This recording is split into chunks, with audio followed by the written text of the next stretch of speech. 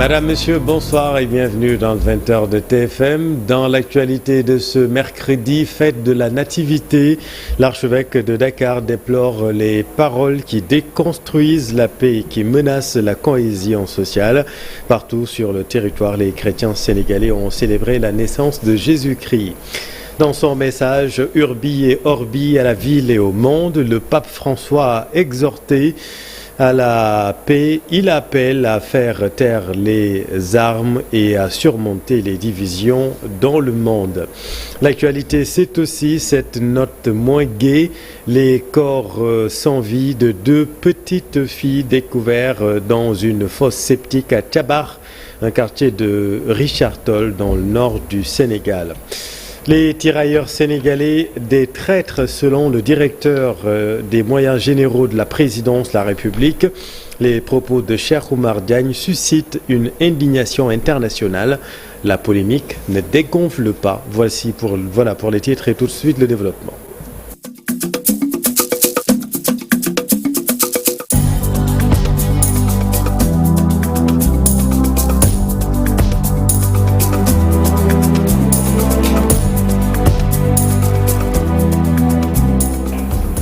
Noël riche en symboles et en valeurs spirituelles. L'espoir, l'amour et la fraternité universelle au cœur des messages dans les différentes paroisses dans le pays.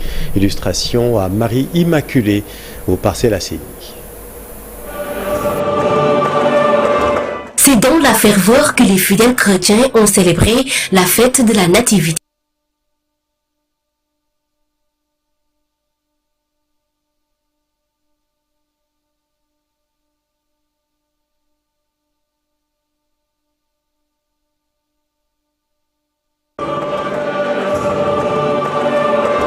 C'est dans la ferveur que les fidèles chrétiens ont célébré la fête de la Nativité à la paroisse Marie-Immaculée des Parcelles Assainies. Une commémoration marquant un moment important de la foi chrétienne. Le Père Clément Dauphéniard exhorte les fidèles à demeurer dans la joie, la paix et l'espérance. En cette année jubilaire où nous sommes appelés à marcher dans l'espérance chrétienne qui ne déçoit pas, comme le dit Saint Paul, nous pousse à demeurer avec le Christ au jour le jour, afin d'arriver à un moment donné, un jour, à vivre avec lui pour l'éternité. C'est cela l'espérance qui nous anime et c'est ce message de paix, de joie, d'espérance que je transmets à nos fidèles chrétiens, nos très chers fidèles chrétiens de MUPA surtout, et à tous et celles à travers le monde entier. Un message bien retenu par les fidèles qui soutiennent que Noël est un moment de recueillement, d'action de grâce, mais aussi de renouvellement de la foi en Jésus-Christ. Il a exhorté vraiment tous les chrétiens à se donner la paix, pas surtout de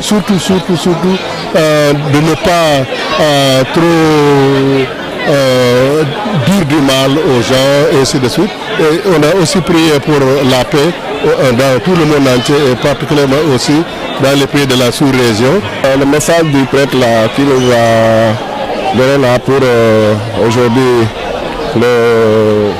la naissance, bon, soi-disant que c'est pas Marabout, c'est Dieu, ouais, c'est Dieu aujourd'hui. Ouais. Nous avons assisté à une belle fête de Noël, une fête de joie.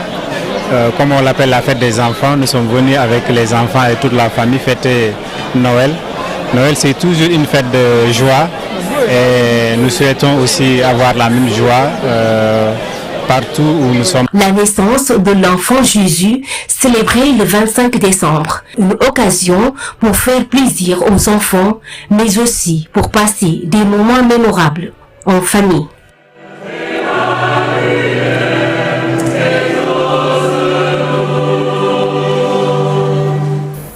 À Pikine également, les fidèles chrétiens ont prié pour la paix et la concorde au Sénégal. Voici leur réaction après la messe au micro de Abifay. C'est la joie du Christ. Le Christ nous est né aujourd'hui. La joie, vu que c'est la naissance du Christ, pour nous catholiques, c'est important de fêter, de communier dans la joie. En fait, aujourd'hui, je suis très contente pour la fête de Noël. car c'est la fête de notre Sauveur, la naissance de Jésus-Christ. Voilà, donc je suis très heureuse d'assister à la messe. Je remercie le bon Dieu de m'avoir donné la chance d'assister à la fête. Voilà. Je souhaite bonne fête à tous les chrétiens. L'archevêque de Dakar, qui a dirigé la messe de minuit ce 24 décembre, déplore les paroles qui déconstruisent la paix et menacent la cohésion sociale. Le voici avec les équipes de la télévision nationale. Et des paroles maléfiques qui détruisent et déconstruisent la paix et menacent la cohésion sociale. Nous parlons beaucoup, nous Sénégalais, et pas toujours à bon escient, avec la justesse qui convient, au point de créer des controverses inutiles et de déstabiliser l'harmonie de notre vivre ensemble. Me vient alors à l'esprit ce conseil de la lettre de Saint Jacques,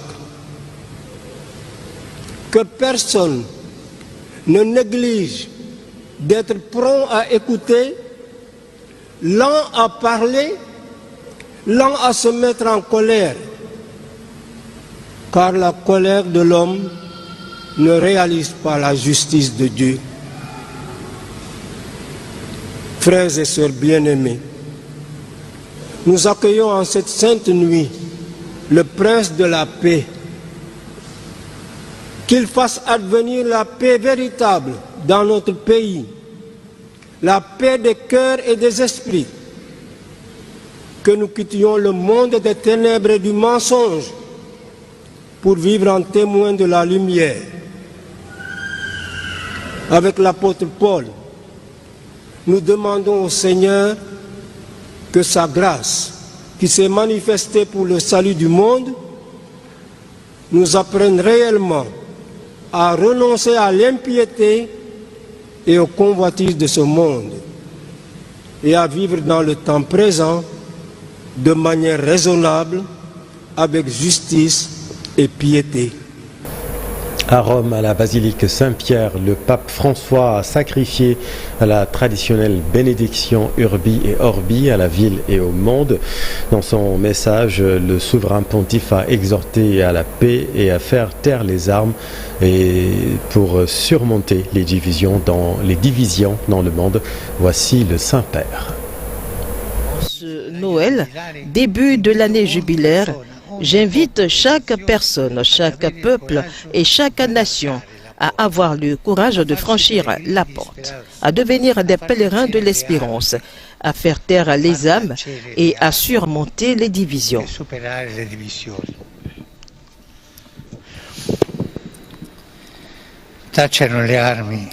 Que les âmes se taisent dans l'Ukraine martyrisée. Qu'on ait l'audace d'ouvrir la porte à la négociation et au geste de dialogue et de rencontre pour parvenir à une paix juste et durable. Que les âmes se taisent au Moyen-Orient, les yeux fixés sur le berceau de Bethléem. Ma pensée va aux communautés chrétiennes en Israël et en Palestine, en particulier à Gaza, où la situation humanitaire est désastreuse. Que cesse le feu, que les otages soient libérés et que la population épuisée par la faim et la guerre soit aidée. Je suis également proche de la communauté chrétienne au Liban, particulièrement au sud, et de celle de Syrie en cette période si délicate. Que les portes du dialogue et de la paix s'ouvrent dans toute la région déchirée par les conflits. Je veux également rappeler ici le peuple libyen en l'encourageant à rechercher des solutions qui permettent à la réconciliation nationale. Et voilà ce que nous pouvions dire sur la célébration de la fête de Noël. Joyeux Noël à toute la communauté catholique. L'actualité, c'est aussi cette note moins gaie. Les corps sans vie de 2 petites filles découvertes dans une fosse septique à Tiabar, un quartier de Richard Toll dans le nord du Sénégal. Leur disparition avait été signalée lundi dernier. Dans l'actualité également, la polémique suite aux propos du ministre conseiller directeur des moyens généraux à la présidence de la République. Les tirailleurs sénégalais sont des traîtres, selon Cheikh Oumar Diagne. Ces propos suscitent encore l'indignation internationale. Cher Diop. Les tirailleurs, pour moi, ce ne sont pas des héros. Nous sommes des héros français. Ce ne sont pas nos héros. Dans tous les pays, un traître qui est magal. Cheikh Oumar Diagne a encore parlé et ses propos font encore polémique. Le directeur des moyens généraux de la présidence de la République, dans un extrait de vidéo devenu viral, a qualifié les tirailleurs sénégalais de traîtres. Sa sortie est comme un crachat qui a été fait sur la tombe de ces vaillants fils du pays et de l'Afrique en général. M. Cheikh Oumar Diagne oublie que ces vaillants fils du pays ont bravé les intempéries en Europe. Ils ont tenu haut l'étendard du Sénégal pour mériter qu'on les mette au devant de la scène, mais qu'on les érige aussi en combattant en héros. M. Cheikh Oumar Diagne, qui est récidiviste, parce qu'il a d'abord parlé des familles maraboutiques, il revient cracher sur la tombe et sur la mémoire de ces vaillants combattants. Les descendants des tirailleurs comptent aller plus loin. Ils n'en resteront pas là pour cette offense. Donc nous avons fait une plainte qu'on va déposer au tribunal de grande instance de Dakar aujourd'hui à 14h.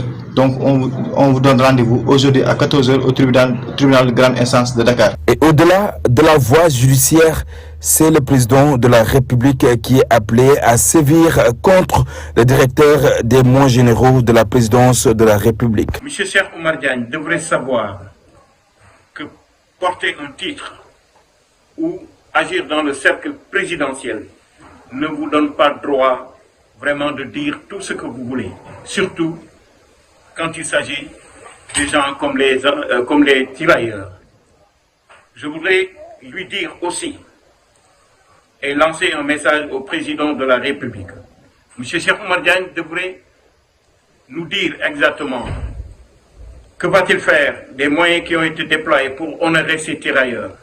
Que va-t-il faire de la gerbe de fleurs qui est déposée par le président de la République pour traiter de gens qui ne comprennent pas tout ce qui célèbre ces tirailleurs-là. Cette sortie polémique n'est pas la première de Cheikh Oumar Diagne. Ses propos équivoques contre les familles religieuses et tariqa au Sénégal avaient suscité polémique et provoqué une vive indignation dans la société sénégalaise. Reste à savoir si son communiqué pour préciser sa pensée suffira à dissiper la polémique. Le temps, la vague de fraîcheur va persister sur l'ensemble du territoire, annonce l'ANACIM. La pluie également va persister sur l'ensemble du pays avec des températures qui vont progressivement baisser. Suivant là-dessus, Tidiane Camara de l'ANACIM. La fraîcheur elle va persister et elle va persister sur l'ensemble du territoire sénégalais, on peut dire jusqu'au jeudi, Inch'Allah.